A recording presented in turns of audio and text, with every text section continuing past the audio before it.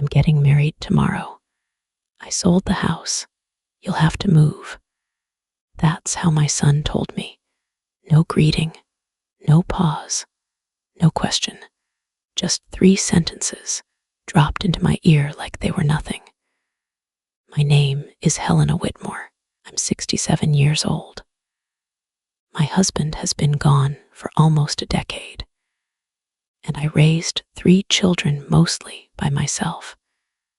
I want you to remember that while you listen, because this didn't happen to a careless woman.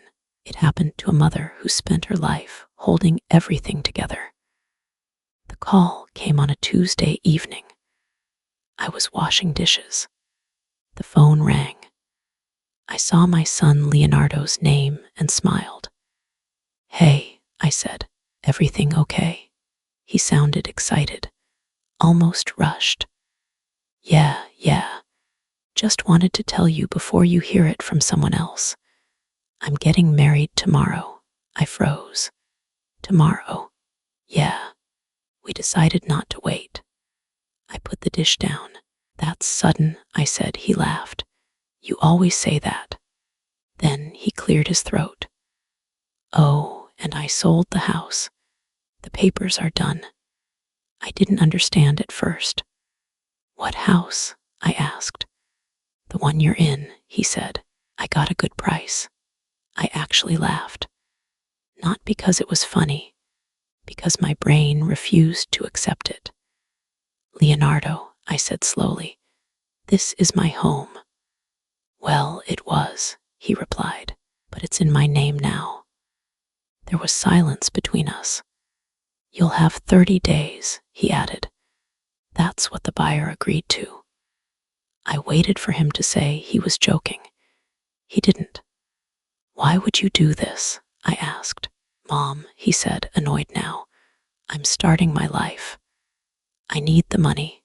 You'll be fine. You have Social Security." That sentence landed hard. "You didn't even ask me," I said. "I didn't need to," he replied. "You live alone. It's too much house for you anyway." Then he said the line I still hear in my sleep. "You should be grateful. Most parents help their kids." The call ended like that. No goodbye. I stood there staring at the wall, water still running in the sink. An hour later, my daughter Megan called. "Did Leonardo tell you?" she asked carefully. "Yes," I said. She sighed. "He didn't mean it the way it sounded." "How did it sound to you?" I asked. She didn't answer. My other son, Brian, texted, "Let's not make this dramatic. It's just business. Business." That's what my life had become. I slept on the couch that night. Not because I had to, because the bedroom suddenly felt unfamiliar. The next morning, I called Leonardo back. "You can't sell a house I'm living in," I said. He sounded irritated. "It's legal," he said. I checked. "Checked with who?" I asked. "My lawyer. Look, I don't have time for this. We're finalizing wedding stuff." I felt something shift in my chest. "When were you going to tell me?" I asked. "I just did," he said. "You're welcome." That's when I stopped arguing, because something didn't add up. Leonardo had never been organized, never handled paperwork, never cared about details. And yet suddenly everything was done. The sale, the timing, the confidence. That afternoon, I walked through my house slowly. The hallway where I'd measured my kids' heights. The kitchen table where homework was done. The room where my husband took his last breath. Sold, without my consent. That evening, Ruth, my neighbor, knocked on the door. "Are you moving?" she asked. My heart dropped. "Why would you ask that?" "There was a man taking photos outside this morning," she said. "Said he was the buyer." The buyer. I thanked her and closed the door. I sat down and picked up my phone again. This time, I didn't call my children. I called my bank. "Can you tell me," I asked the woman on the line, "who has been accessing my accounts?" There was a pause. "Mrs. Whitmore," she said slowly, "I think you need to come in." That's when I understood something important. The house was just the beginning. I realized he had made a mistake that would change his life forever. "I only took what I needed, Mom. You weren't even using it." That sentence didn't come from a stranger. It came from my own son. The morning after Leonardo told me he sold the house, I didn't cry. I didn't scream. I did something very simple. I opened my laptop. I logged into my bank account like I had done every Sunday for years. Same password, same routine. At first, the page took a second longer to load. Then the numbers appeared, and my stomach dropped. My savings account, the one I'd built slowly after my husband died, was almost empty. Not low, not reduced, empty. I refreshed the page. Same result. I whispered out loud, "That can't be right." I clicked transaction history. Transfer, transfer, transfer. Large amounts. All within the last 3 weeks. All sent to an account I didn't recognize. I picked up the phone and called the bank. After the usual menu, a woman answered. "Thank you for calling. How can I help you today?" "My money is gone," I said. "I think there's a mistake." She paused. I could hear typing.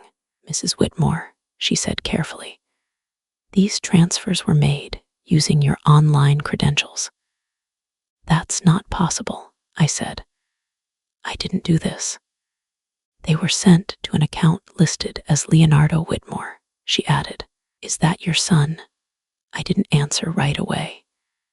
"Yes," I said finally. She lowered her voice. "Ma'am, did you authorize these transfers?" "No," I said. "Absolutely not." There was another pause. "Then I need to flag this as potential fraud," she said. "And I strongly recommend you come into the branch today." When I hung up, my phone buzzed. A text from Leonardo. "Did you check your account yet?" I stared at it. I didn't reply. Instead, I called him. He answered immediately. "Mom," he said, cheerful, like nothing was wrong. "You okay?" "Where is my $150,000? I asked. Silence. Then he sighed. "I knew you'd react like this." "React like what?" I said. "I'm asking a question." "I transferred it," he said. "Relax." "All of it?" I asked. "Well, most of it." My hand was shaking now.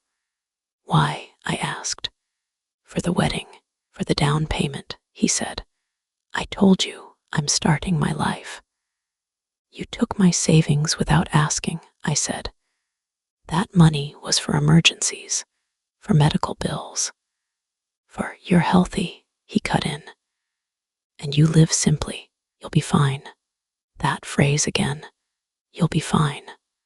"I didn't give you permission," I said. "Yes, you did," he replied quickly. "You gave me access months ago. I never said you could take my money." "You didn't say I couldn't," he said. I closed my eyes. "Leonardo," I said, "this is theft." He laughed. Actually laughed. "Don't be dramatic," he said. "It's family. I'm not some criminal." At that moment, my daughter Megan called on the other line. I clicked over. "Mom," she said softly, "Leonardo told me you're upset." "Upset?" I said. "He drained my account." She hesitated. "He said you agreed," she said, "that you wanted to help."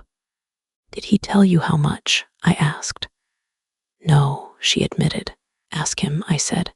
"Ask him how much he took." Silence on both lines. Brian texted again. This is spiraling. Just let him pay you back later. Later. Always later. I drove to the bank.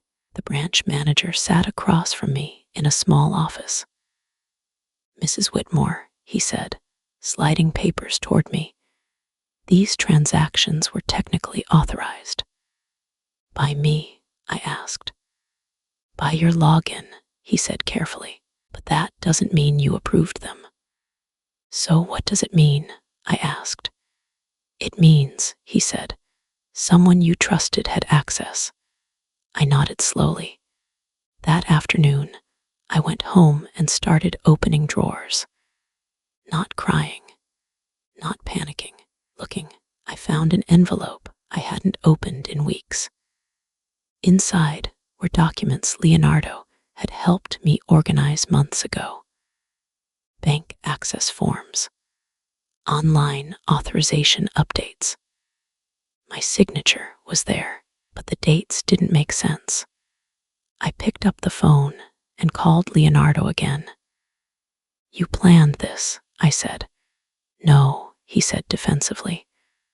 I just handled things efficiently. You waited until I trusted you, I said. Mom, you're overthinking, he replied.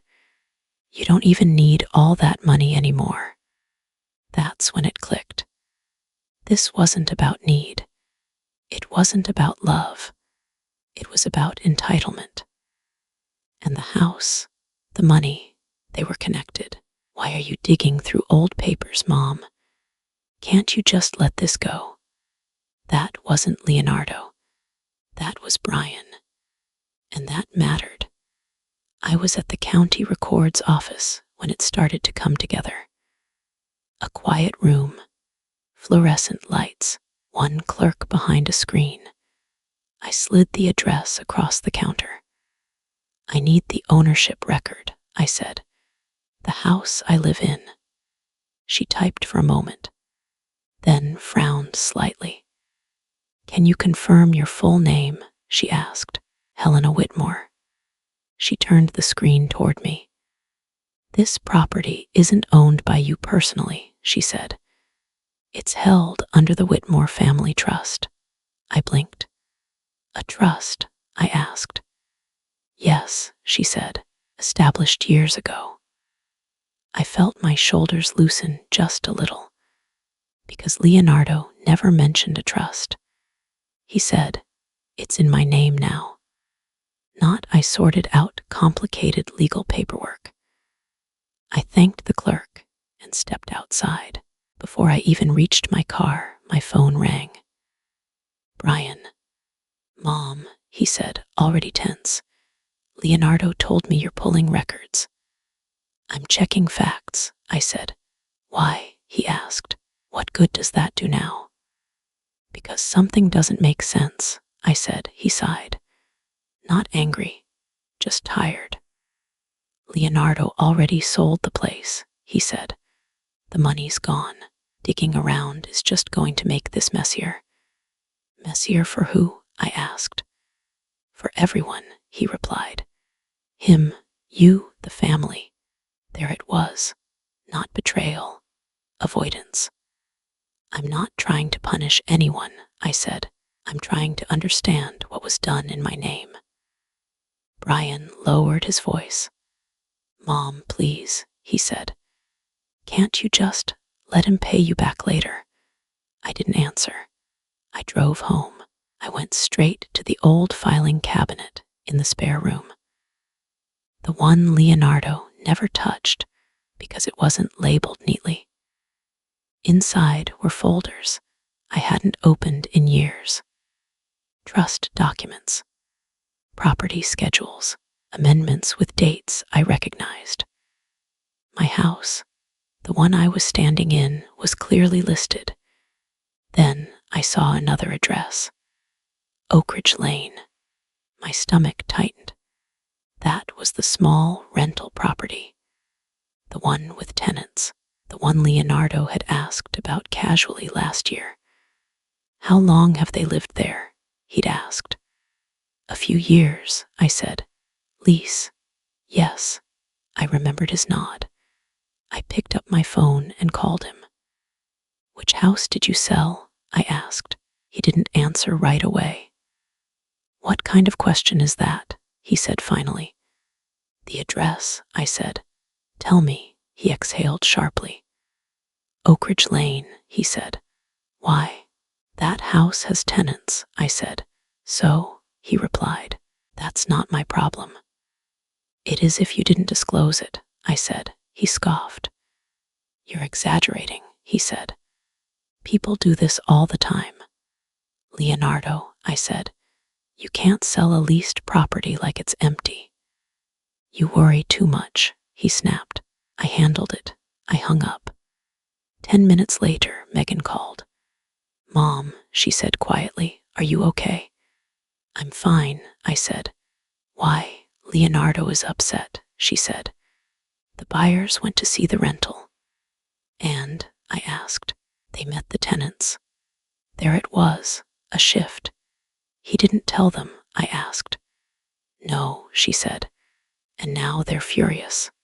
I sat down. Megan continued. I didn't know he was doing all this, Mom, I swear. I believe you, I said. She hesitated. He keeps saying you approved everything, she added. Did you? No, I said. I didn't. She was quiet for a moment. Then, this is bad, she said softly. That was the first time someone said it out loud. An hour later, Leonardo called again. This is getting out of hand, he said. The buyers are talking about lawyers. You sold them a house with tenants, I replied. What did you expect? You could fix this, he said quickly. Just tell them you approved the sale. No, I said. His tone changed. You're really going to do this to me? He asked. After everything. This isn't me doing anything, I said. This is you facing what you did. You're overreacting, he snapped. You always do this. I looked around my living room. The house he thought he owned. The house he didn't. I'm reacting appropriately, I said. I hung up. That night, Megan texted me. If you need help, I'm here. I didn't know how bad it was. Brian didn't text at all. And Leonardo still thought this was something he could talk his way out of.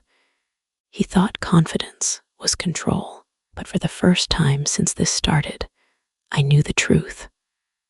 Only one of my children had crossed the line. One was avoiding it. One was just starting to see it.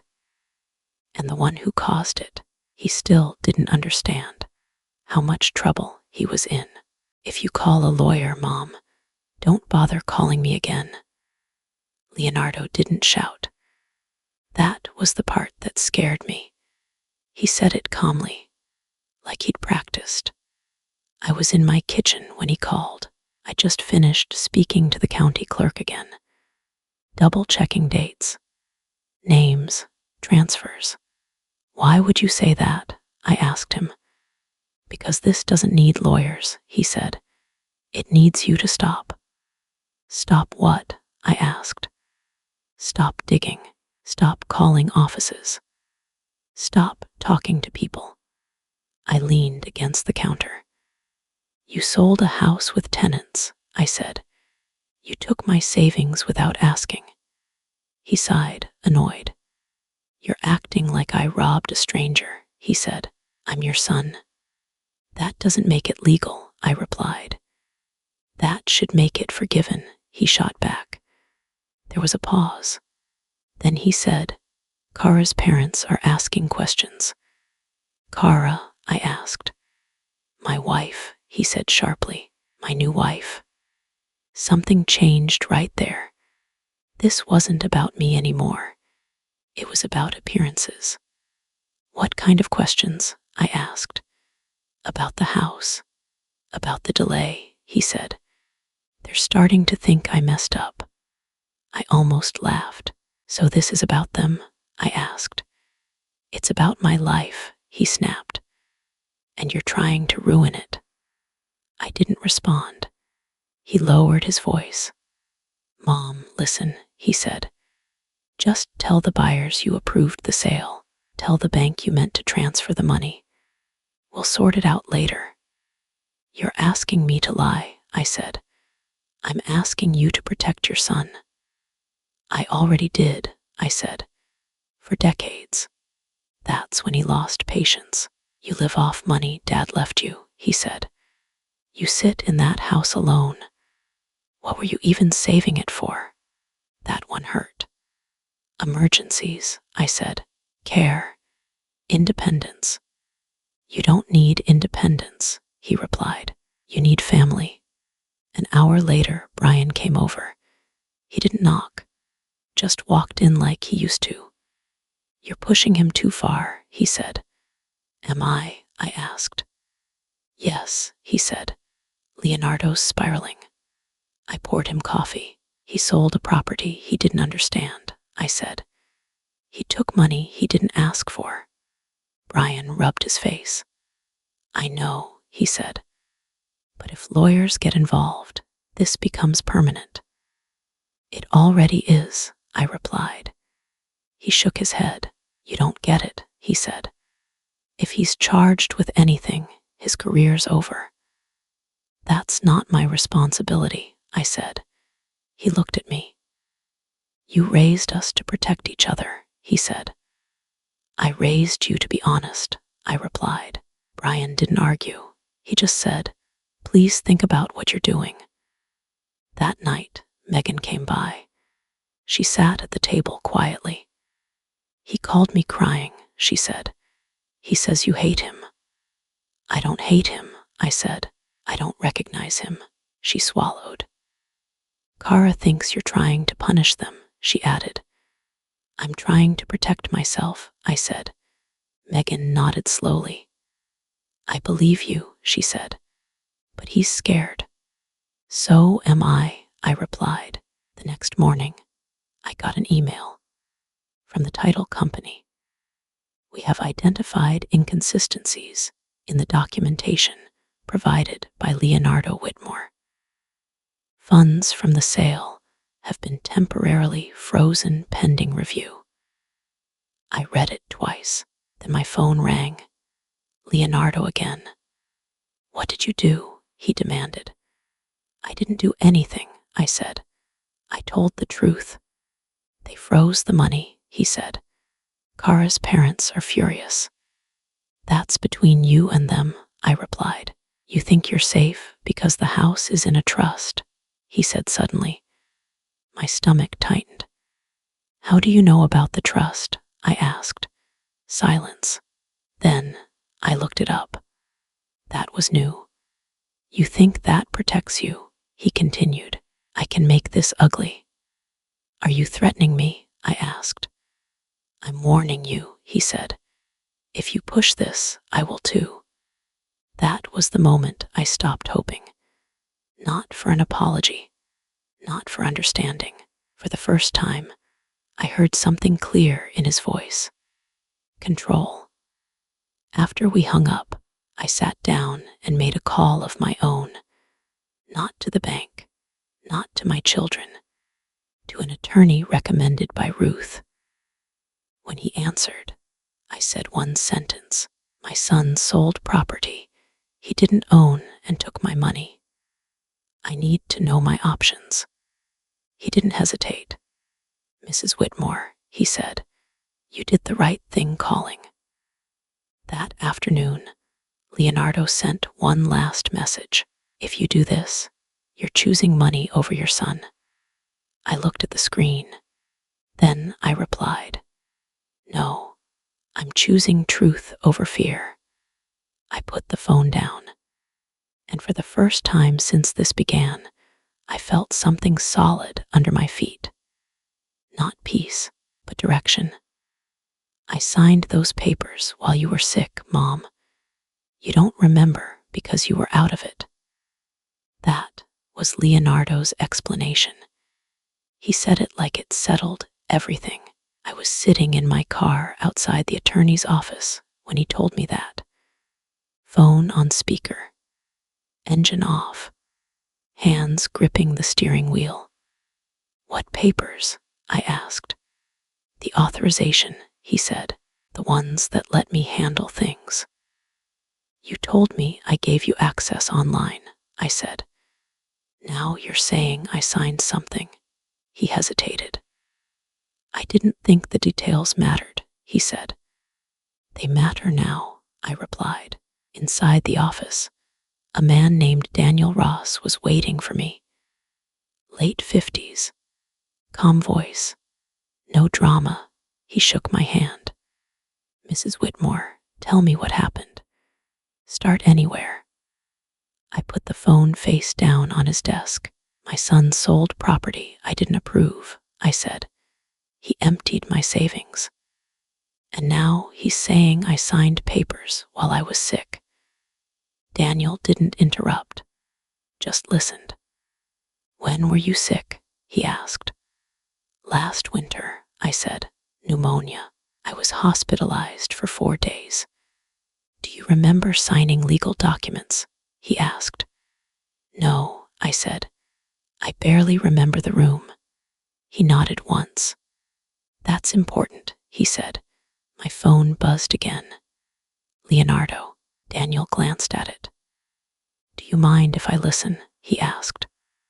Please, I said. I answered. You talked to a lawyer already? Leonardo demanded. I'm sitting with one, I said. He laughed.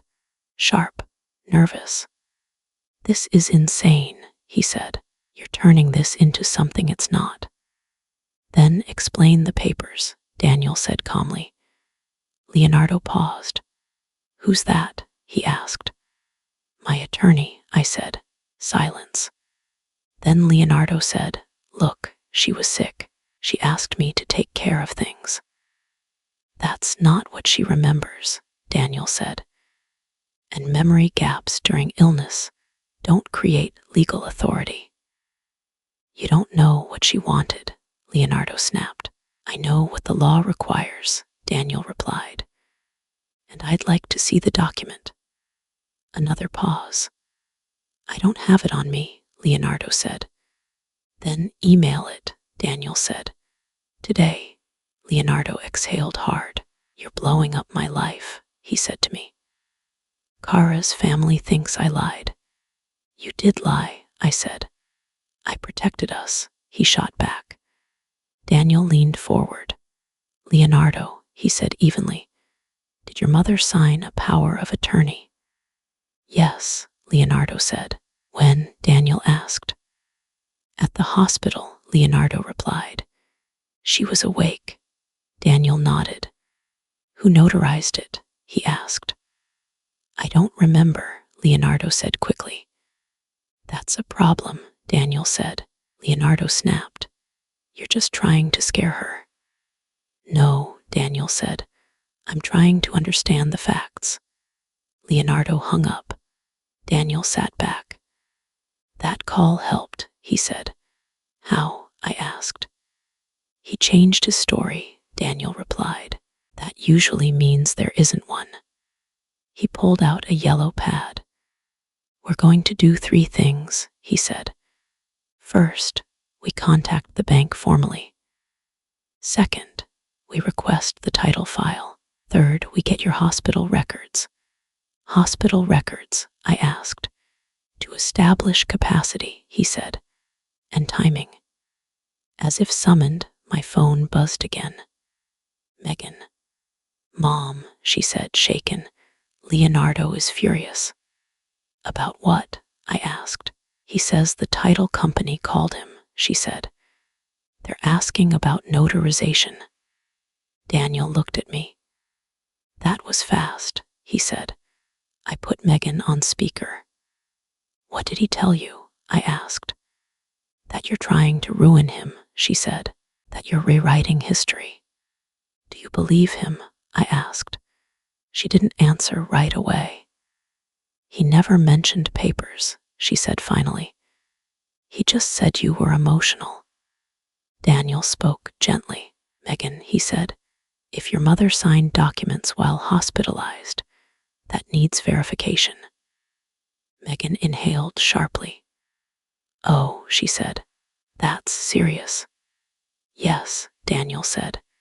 After the call, Daniel sent emails. Short, direct, no threats. The bank replied first. We have placed a temporary hold on all disputed funds pending investigation. Daniel nodded. Expected, he said. Then the title company responded. We have identified inconsistencies in the submitted authorization documents. Review is ongoing. I stared at the screen. What does that mean? I asked. It means, Daniel said, someone may have forged or misrepresented authority. My phone rang again. Leonardo. You told them I forged something, he yelled. I told them the truth, I said. You're unbelievable, he snapped. You were sick. You don't remember anything. I remember trusting you, I said. He went quiet. Then he said something softer.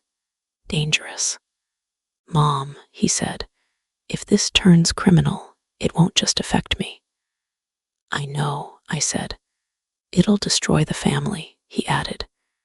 You already did that, I replied. That night, Brian texted me. This has gone too far. Lawyers change everything. I didn't reply. Megan sent a message later. I didn't know about the hospital papers. If that's true, I'm scared.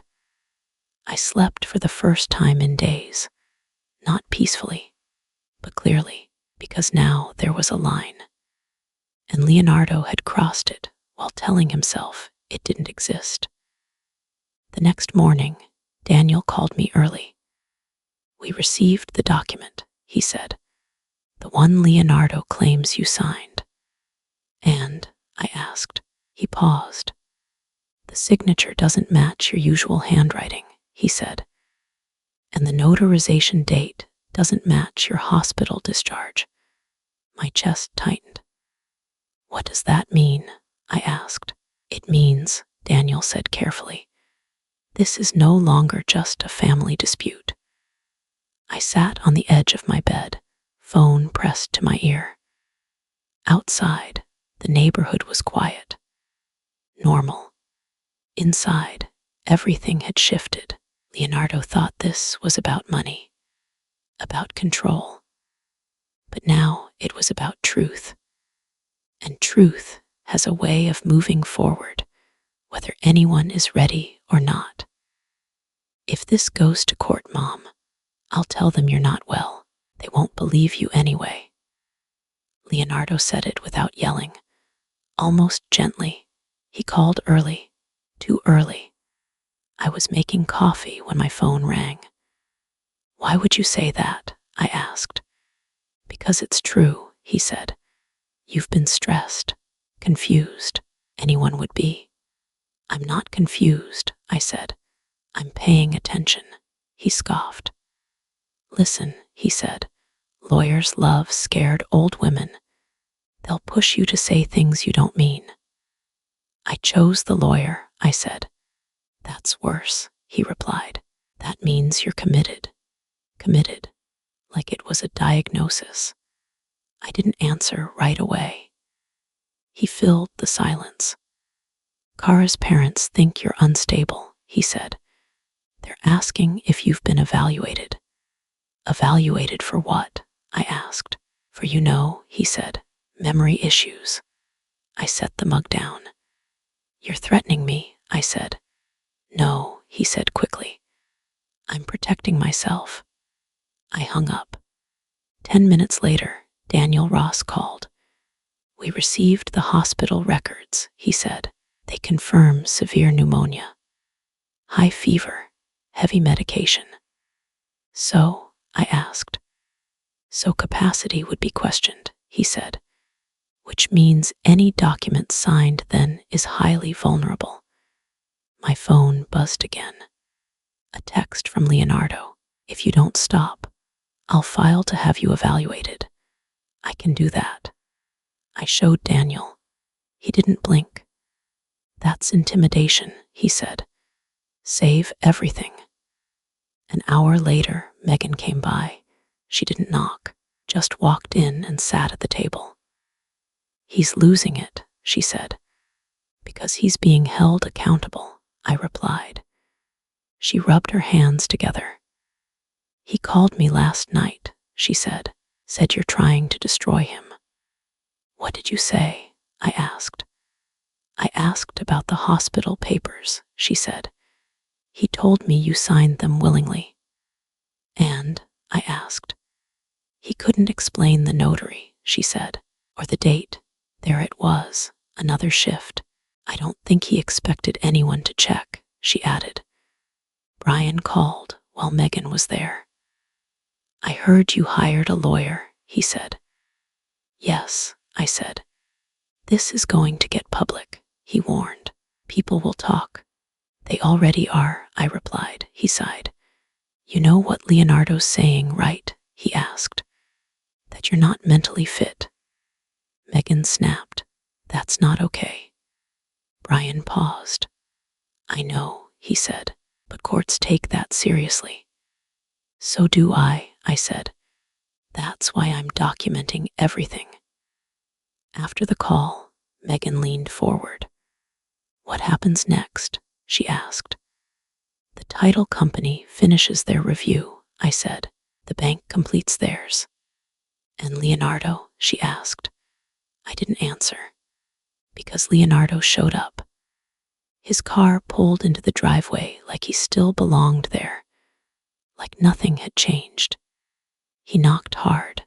I opened the door. You can't do this, he said immediately.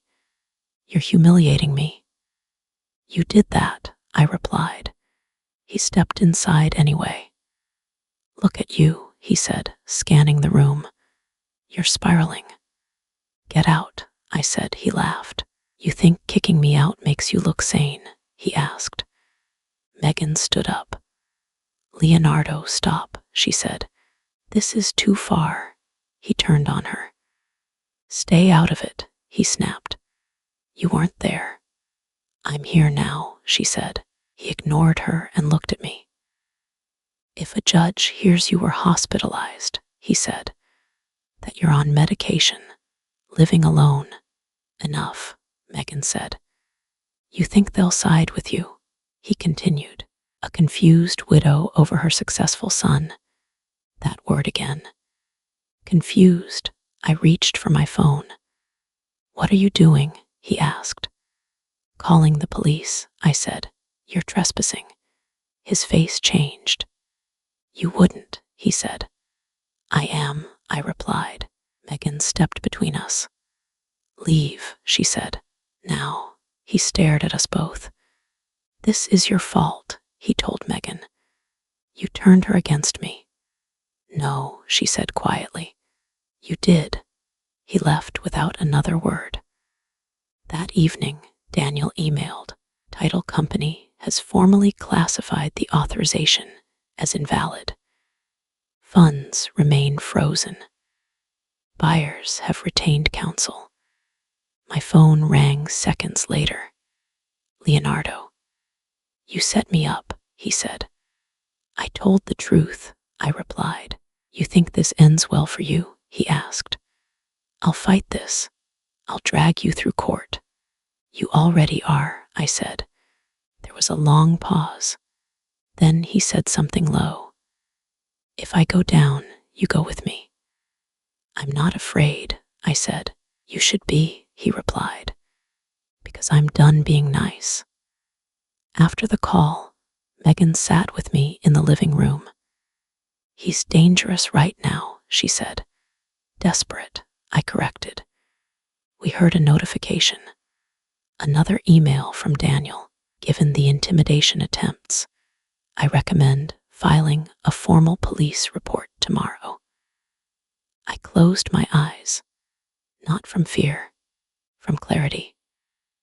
Leonardo wasn't trying to fix anything anymore. He was trying to erase me, and that meant This wasn't just about money or property. It was about who would be believed. And tomorrow, that question would be answered. Smile, Mom. Just don't say anything tonight. We can deal with this after. That's what Leonardo whispered to me at the after party. Not the ceremony. That was already done. The vows were said. The photos were taken. Everyone clapped. This was the part people remember less. The drinks, the music, the pretending. I almost didn't go. But Megan said, if you don't show up, he'll tell his own version. So I went. The reception hall was loud. Too loud. Leonardo spotted me near the entrance and walked over fast. Thank you for coming, he said, smiling too hard. Just stay normal tonight. Normal again. Kara stood beside him, glowing. Helena, she said, holding my hands. I'm so glad you're here. Let's enjoy this, okay? Of course, I said. Brian handed me a drink. You holding up? He asked. I am, I said. He leaned closer. Please don't start anything tonight, he said. Not here. I didn't come to start, I replied. I came to finish. He didn't like that. People kept coming up. You must be so proud. Your son looks so happy. What a beautiful family. I nodded, smiled. Then my phone vibrated. Daniel, police inquiry opened. Detective assigned. Low profile for now. I slipped the phone back into my purse. Leonardo raised a glass across the room. To family, he said loudly. To new beginnings. Everyone cheered. He caught my eye. See? Nothing happened. Kara's father approached me again. Helena, he said, lowering his voice. Leonardo mentioned a delay with the property sale. Should we be concerned? Leonardo appeared instantly. Dad, come dance, he said, steering him away. Don't bore Mom with business. That was new. Fear. Megan found me near the back. He's watching you, she whispered. I know, I said. She swallowed. I didn't understand before, she said, but now I do. Another shift.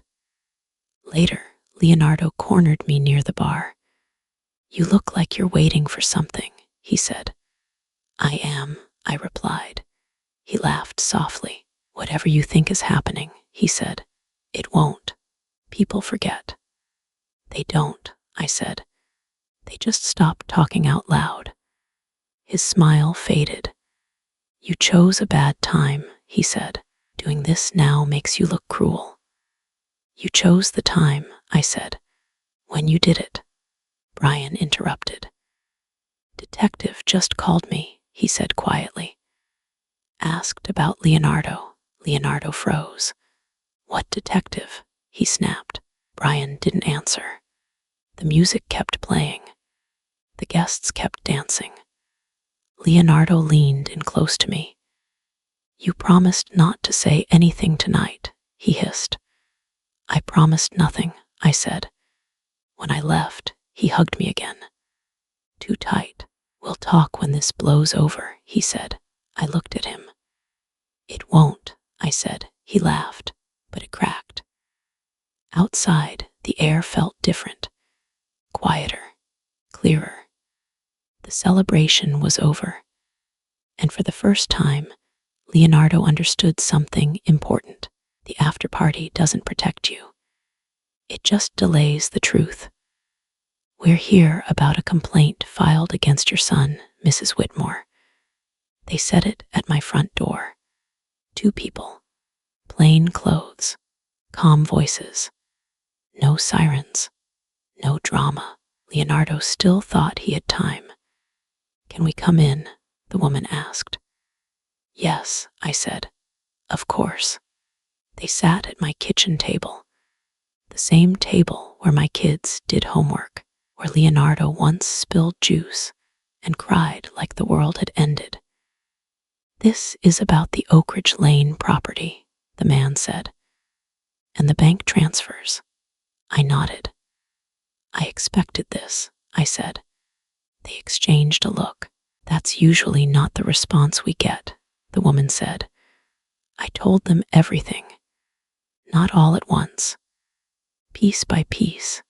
The sale, the tenants, the money, the hospital papers. Did you authorize any of this? The man asked. No, I said. Did you sign any documents knowingly? The woman asked. No. Has your son threatened you? The man asked. I paused. Yes, I said. He has.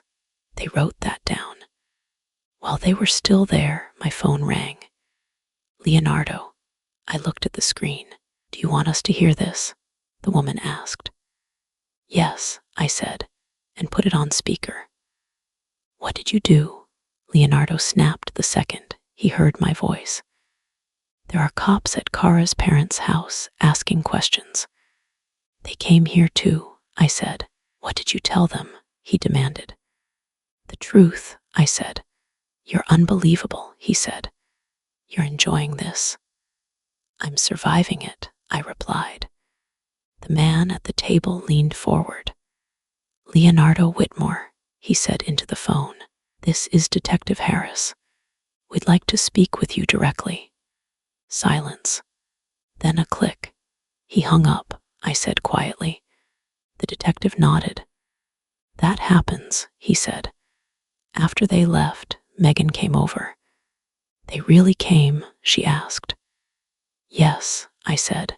She sat down hard. He called me, she said, screaming. Said you betrayed him. I didn't betray anyone, I said.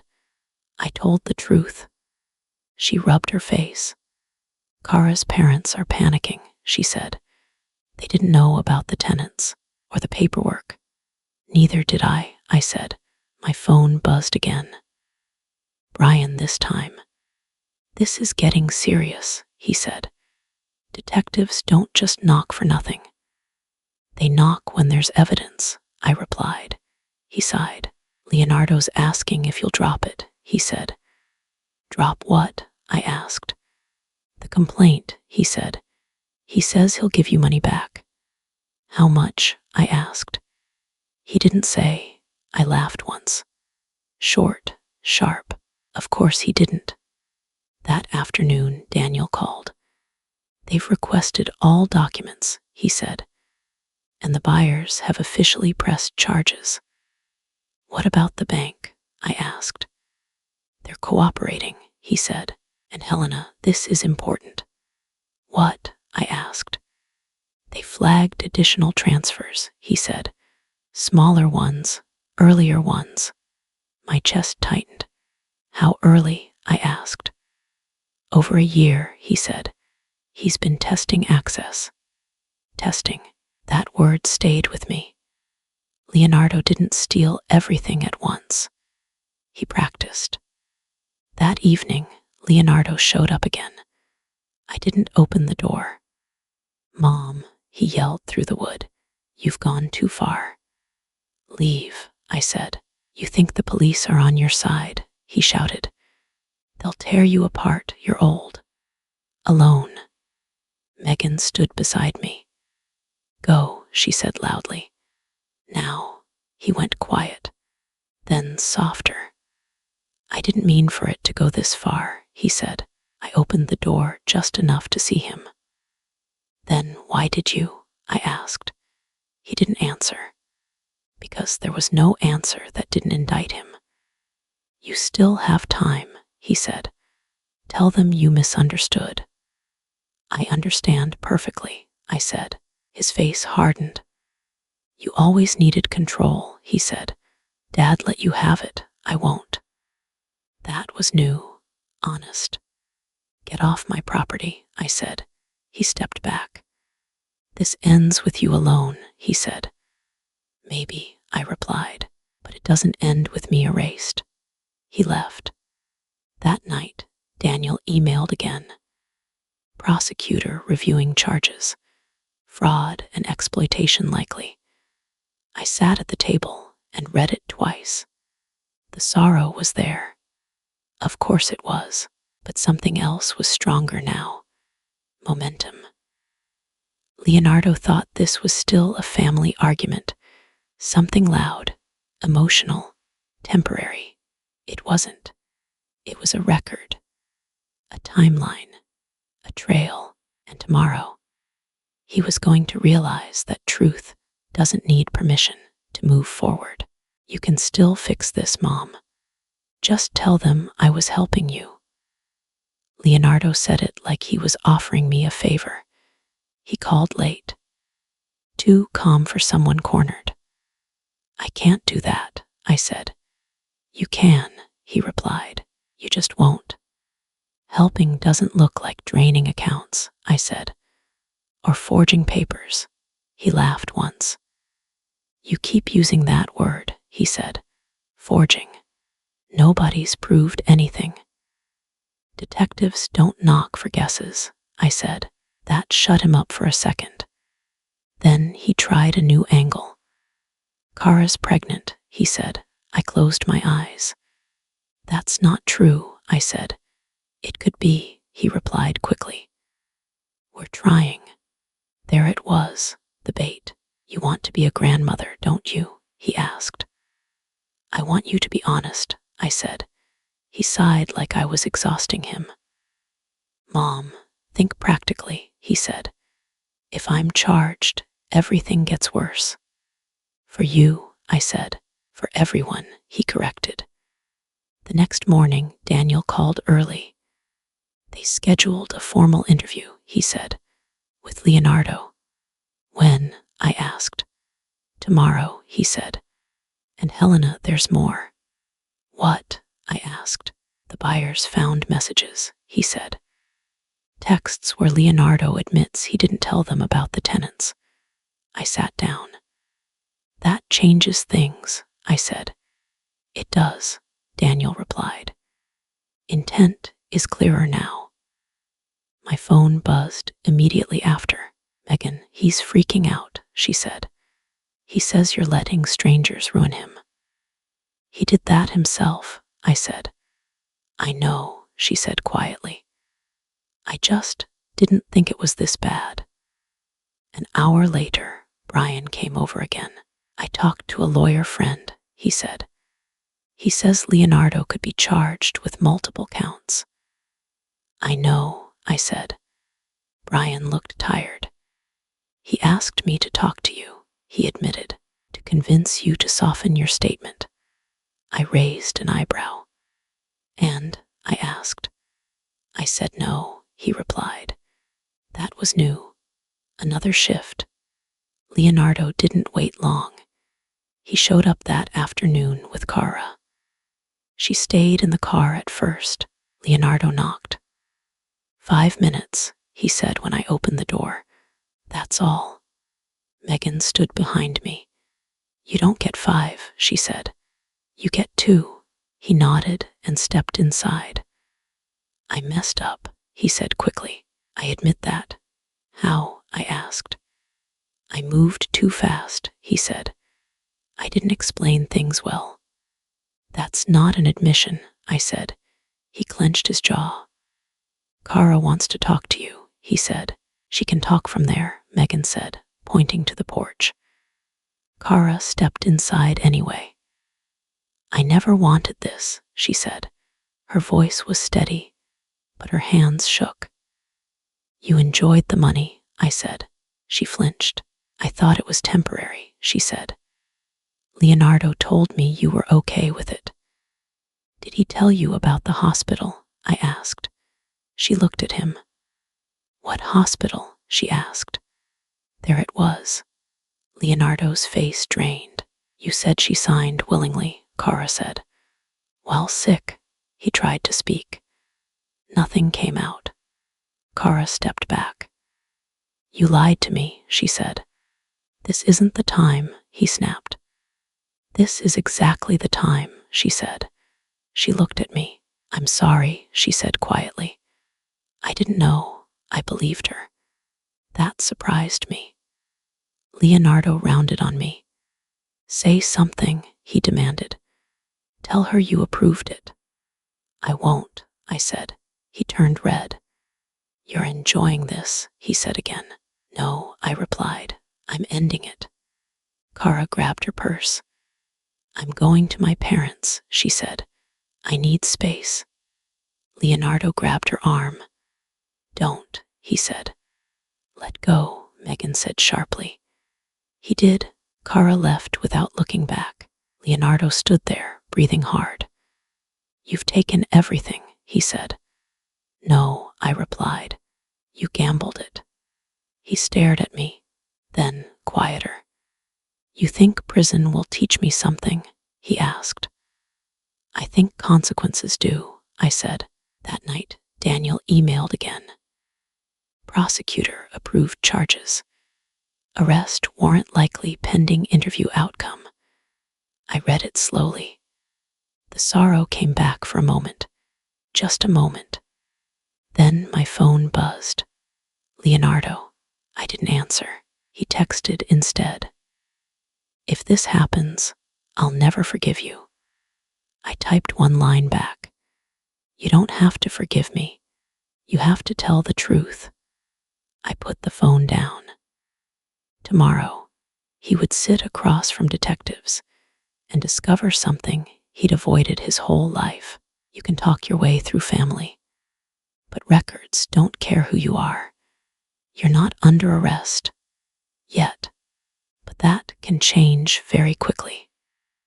That's how the detective opened the interview with Leonardo. He told me later, not proudly, not angrily, just flat. Daniel called me as soon as it started. There in the room, he said, 2 detectives, recording on. Is he alone? I asked. No, Daniel replied.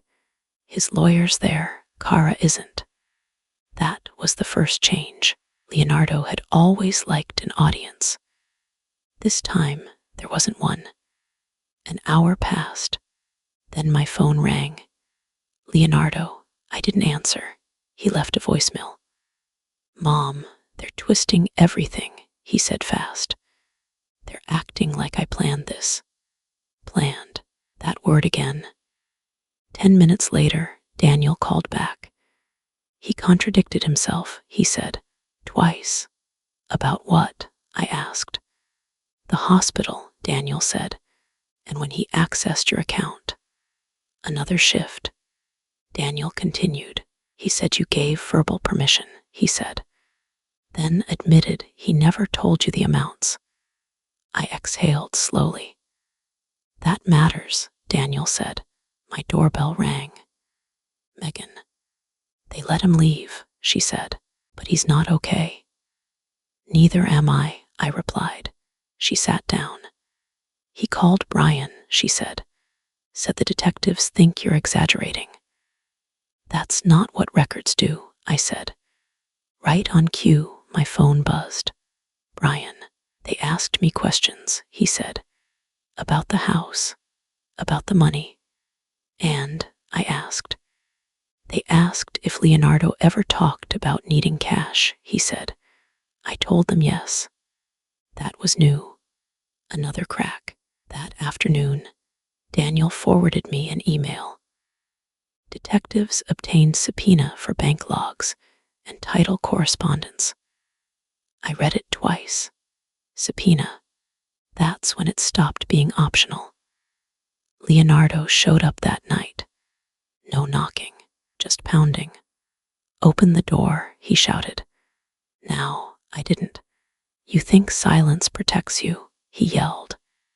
It makes you look guilty. Megan stood beside me. You're not coming in, she said loudly. I need to talk to my mother, he snapped. You need to leave, she replied. He lowered his voice. Mom, he said, suddenly calm. They're going to make this sound worse than it is. I opened the door just enough to see his face. They asked about the earlier transfers, he said. I told them it was for bills. For my bills, I asked. He didn't answer. That's another lie, I said. He snapped. You always needed control, he said. You couldn't stand letting go. And you couldn't stand not taking, I replied. He stared at me. You think prison makes you right? He asked. I think truth does, I said. He stepped back. You're choosing strangers over blood, he said. No, I replied. I'm choosing reality. He left without another word. That night, Kara called me. First time ever. I didn't know, she said immediately. About the hospital or the other transfers. I believe you, I said. She hesitated. They asked me questions too, she said. About messages. About pressure. And, I asked.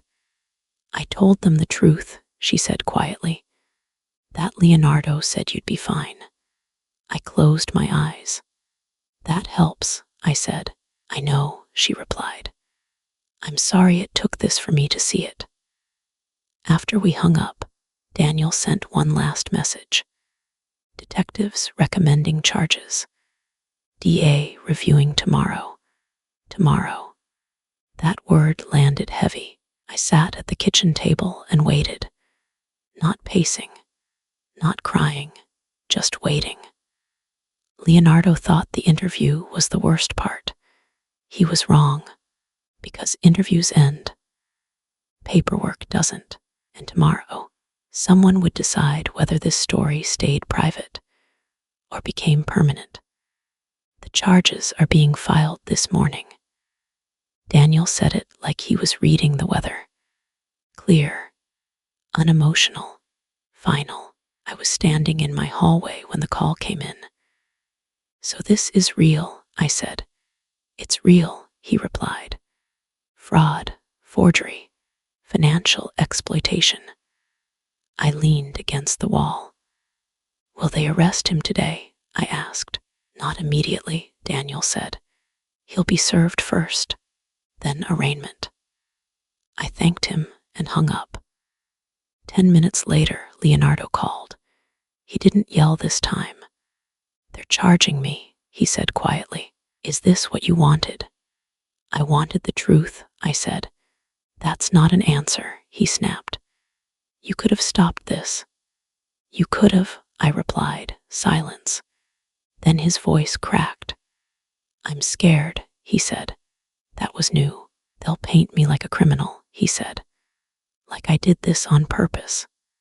You did, I said. He exhaled sharply. You don't understand what this does to someone, he said.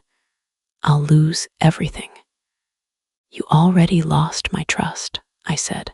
Another pause. Then anger rushed back in. You think this makes you strong, he asked. Turning your own son in. I didn't turn you in, I said. I refused to lie. He hung up. An hour later, Megan came over with coffee. They filed, she asked. Yes, I said. She sat down slowly. He texted me, she said. Said you destroyed him. What did you say? I asked. That he destroyed himself, she replied. Another shift. Brian called next. I just heard, he said. Is there still time to fix this? Fix what? I asked. He's facing prison, Brian said. There has to be something. There was, I said, before he forged papers. Brian didn't argue this time. I don't recognize him anymore, he said quietly. Neither did I by noon, the news spread. Not headlines, whispers. A neighbor asked if I was okay. Another avoided eye contact. Then the detective called. Mrs. Whitmore, he said. We're serving Mr. Whitmore this afternoon. Thank you for telling me, I said. Do you feel safe? He asked. Yes, I replied. I do now. That surprised me. Leonardo didn't wait for the service. He showed up again. Slower this time, tired. They're coming, he said. I need to know if you'll testify. Yes, I said. He nodded once. Then this is it, he said. It's been it, I replied. You know, he said, Dad would hate this. Your father hated lies, I said. He hated bullying. Leonardo flinched. You always rewrite things, he muttered. No, I said. I remember them. He looked around the house. The same furniture, he said. The same pictures. You tried to take this from me, I said. He swallowed. I didn't think you'd fight back, he admitted. There it was. Honesty. Too late. A knock came at the door. 2 officers. Leonardo froze. This is about me, he said quickly. I know, I replied. They served him papers. No cuffs. No shouting. Just ink and consequences. One officer looked at me. You did the right thing, he said quietly. Leonardo laughed bitterly. Everyone keeps saying that, he said. Except me. They left. Leonardo stood there holding the papers. I hope it was worth it, he said. I hope you learned something, I replied. He looked like he wanted to say more. He didn't. That night, Kara called. They served him, she said. Yes, I replied. I'm moving out, she said. I can't live inside this. I understand, I said. He keeps saying you betrayed him, she added. I didn't betray him, I said. I stopped protecting the lie. She was quiet. I wish I'd seen it earlier, she said. So do I replied. When the call ended, the house felt still. Not empty, still. The storm had passed. What was left was damage and clarity. Tomorrow, Leonardo would stand in court. And for the first time in his life, someone would look at his actions and not care that he was my son. They'll make her look confused on the stand. That's the plan. I didn't hear Leonardo say it. I heard his lawyer. Brian told me. He called early, voice low. I wasn't supposed to hear it, he said, but I did. Hear what? I asked. They're planning to attack your credibility, he said. Say you're forgetful, emotional, unreliable. I closed my eyes. So that's the strategy, I said. They think a jury will sympathize with a son, Brian added, and doubt an older woman.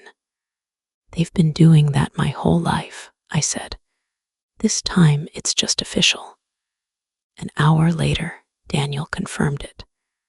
They filed a motion, he said, requesting a competency evaluation. On what grounds? I asked. Age, he said, and the pneumonia. I laughed once. That's all, I asked. That's enough if you're not prepared, he replied. What do we do? I asked. We get ahead of it, Daniel said. Medical records, doctors, clear timelines. Before we hung up, he added, and Helena, this isn't personal for them. It is for me, I said. Leonardo called that afternoon. His voice was softer than it had been in weeks. They're telling me this is normal, he said, that it's just how these cases work. Attacking your mother? I asked. They say it's not about you, he replied. It's about doubt. Doubt is how you got away with it, I said. He didn't deny it. I don't want to hurt you, he said. You already did, I replied. He sighed. If you just miss a few details, he said. If you look uncertain. You want me to lie, I said. No, he said quickly. I want you to survive this with me. I will, I said. You might not. That ended the call. The next change came fast. A letter arrived, official, heavy paper. Notice of requested evaluation. Megan read it with me. They're trying to scare you, she said. They're trying to erase me, I replied. She grabbed my hand. They won't, she said. Not if we don't let them. That evening, Daniel came by in person. We'll practice, he said. Questions, interruptions, pressure. Like a test, I asked. Like a trap, he replied, and how to step around it. He asked me simple things. Your name, your address. When did you discover the transfers? I answered without hesitation. Then harder ones. Why didn't you notice sooner? Why did you trust him? Why are you doing this now? I answered those two. Daniel nodded. They want emotion, he said. Don't give it to them. The next morning, Kara called. I heard about the evaluation, she said. Yes, I replied. That's disgusting, she said. I told my lawyer what I know. That helps, I said. She hesitated. They asked if Leonardo ever talked about your health, she said. He did. What did he say? I asked. That you were slipping, she replied. That you wouldn't notice. There it was, premeditation. Daniel smiled grimly when I told him. That goes in the file, he said. Leonardo didn't call that day. Instead, he texted. They say this is the only way. I didn't reply. That night, Brian came over. I should have stopped him, he said. When he first talked about taking control. Control feels helpful until it isn't, I said. He nodded. They think you're weak, he said. They're wrong, I replied. The evaluation happened 2 days later. A quiet office. A neutral doctor. Do you know why you're here? She asked. Yes, I said, because my son stole from me and wants me silenced. She paused, then smiled slightly. That's very clear, she said. Afterward, Daniel called. She found no impairment, he said. None. Relief washed through the room. Not joy. Relief. Leonardo called that night. They said you passed, he said flatly. Yes, I replied. So now what? He asked. Now, I said, you stop pretending I don't know what you did. He was quiet. Then, bitter. They're still going to make you look bad, he said. I've been through worse, I replied. He hung up. Tomorrow was court. And the plan to make me disappear had already failed. We'll let the jury decide if you're remembering correctly. That's what Leonardo's lawyer said to me in court. Not quietly, not kindly, right into the microphone. The courtroom was colder than I expected. Bright lights, hard benches. Leonardo sat at the defense table, eyes forward. Didn't look at me. Daniel leaned over and whispered, Stay steady. Answer only what's asked. The judge nodded at me. Mrs. Whitmore, she said, you may take the stand. Leonardo finally looked up. I raised my hand, swore the oath. The prosecutor started gently. Can you state your name for the record? Helena Whitmore, I said. Your age, 67. Do you recognize the defendant? Yes, I said. He's my son. Leonardo's jaw tightened. Did you authorize your son to withdraw funds from your account? No. Did you give permission for the sale of Oak Ridge Lane? No. Simple, clear. Then the defense stood. Mrs. Whitmore, the lawyer said smoothly, you were hospitalized last winter, correct? Yes. With pneumonia? Yes. And you were medicated? Yes. So your memory during that time may be unreliable. No, I said, my illness doesn't give permission. A few people shifted in their seats. He tried again. You trust your son, don't you? I used to, I said. Leonardo looked down. You raised him alone after your husband passed. Yes. And you were proud of him. I was, I said. "So isn't it possible," he said, "that you agreed to help him financially and now regret it?" "No," I replied. "It's possible he took advantage of that trust." The lawyer frowned. "Mrs. Whitmore," he pressed, "isn't it true you're upset about his marriage?" "No," I said. "I'm upset about theft." That got a murmur. Then the lawyer held up a document. "Is this your signature?" "Yes," I said, "but I didn't sign that document knowingly." "You expect us to believe," he said, "that your own son tricked you?" "Yes," I said again. "That's exactly what happened." Leonardo shook his head slowly. The lawyer sighed, dramatic. "No further questions," he said. The prosecutor stood back up. "Mrs. Whitmore," she said, "did your son ever ask for permission before moving the money?" "No." "Did he tell you how much he moved?" "No." "Did he ever tell you the house had tenants?" "No." She paused. "And when you confronted him, what did he say?" I swallowed once. "He told me to stop asking questions," I said, "and threatened to say I wasn't well." That changed the room. Leonardo's lawyer jumped up. "Objection. Sustained," the judge said. "But the jury will disregard the tone, not the statement." Leonardo stared straight ahead. After I stepped down, Megan squeezed my hand. "You did great," she whispered. I wasn't shaking. That surprised me. Then Leonardo took the stand. His lawyer guided him carefully. "I was trying to help my mother," Leonardo said. "She gets overwhelmed." The prosecutor stood for cross-examination.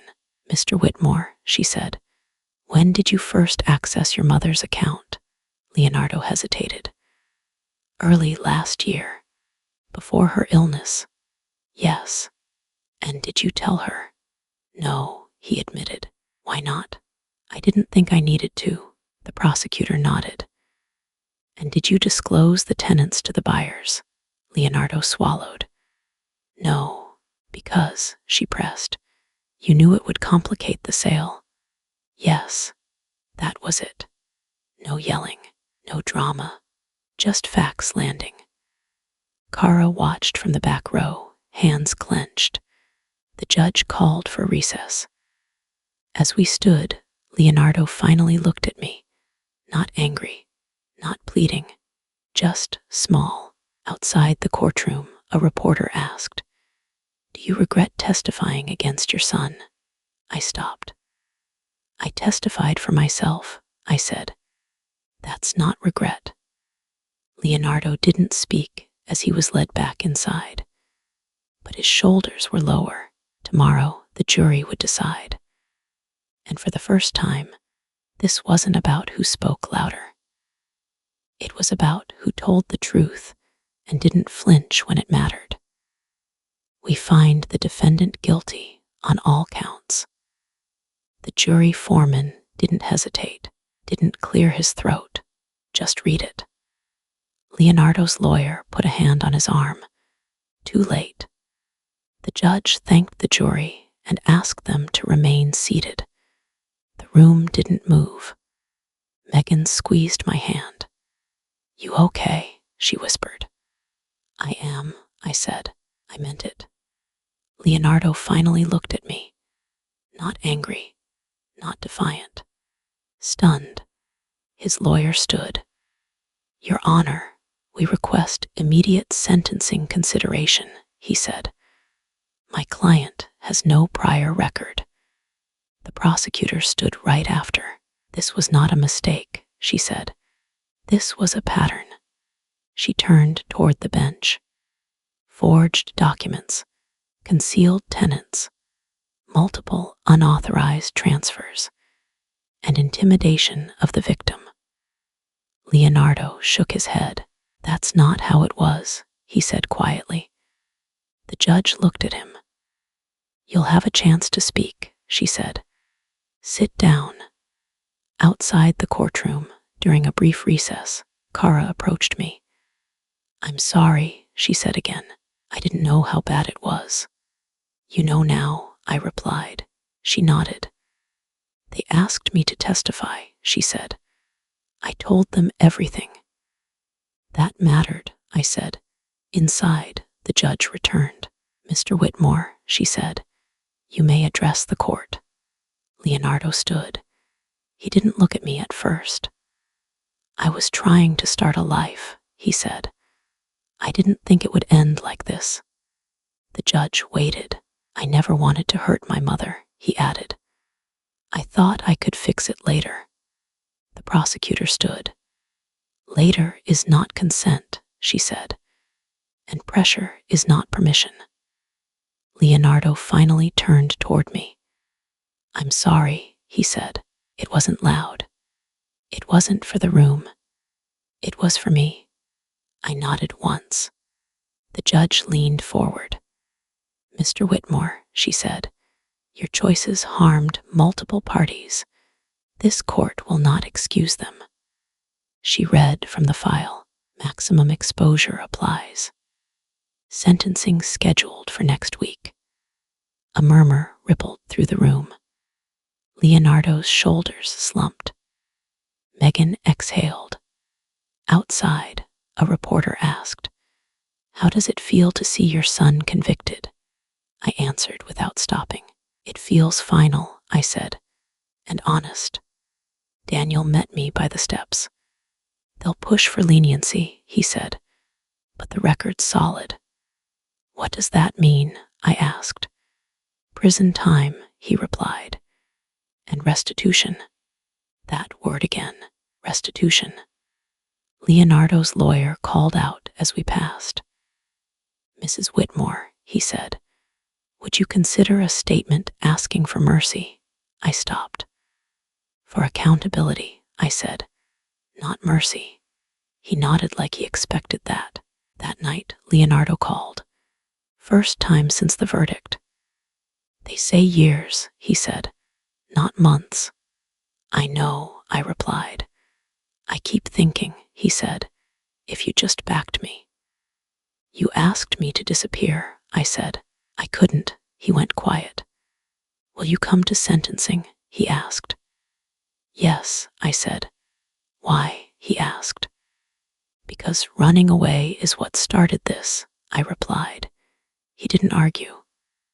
The next morning, Brian came by. I should have believed you sooner, he said. You did eventually, I replied. That counts. Megan brought coffee. People are calling you brave, she said. I'm just done lying, I replied. As the week passed, the house felt lighter. Not happy, clear. The judge would decide soon. Leonardo would face the weight of what he'd done. And I would stand there, not as a witness anymore, but as proof that telling the truth doesn't end you. It ends the lie. You did this to yourself.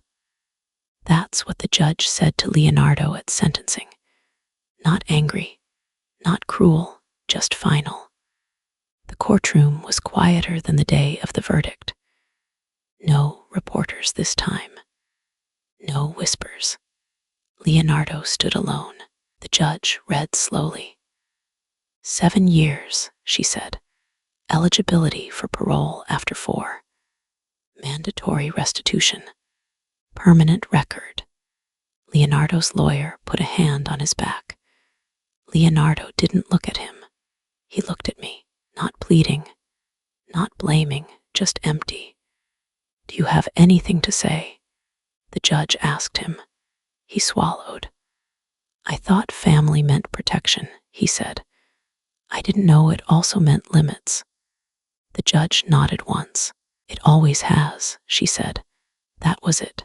No speeches. No drama. They led him away. Kara wasn't there. She filed for divorce 2 weeks later. Quietly. No statements. Megan came to sit with me afterward. You okay? She asked. I will be, I said, and I meant it. The house stayed mine. The accounts were restored slowly, not all at once. Daniel explained it over coffee.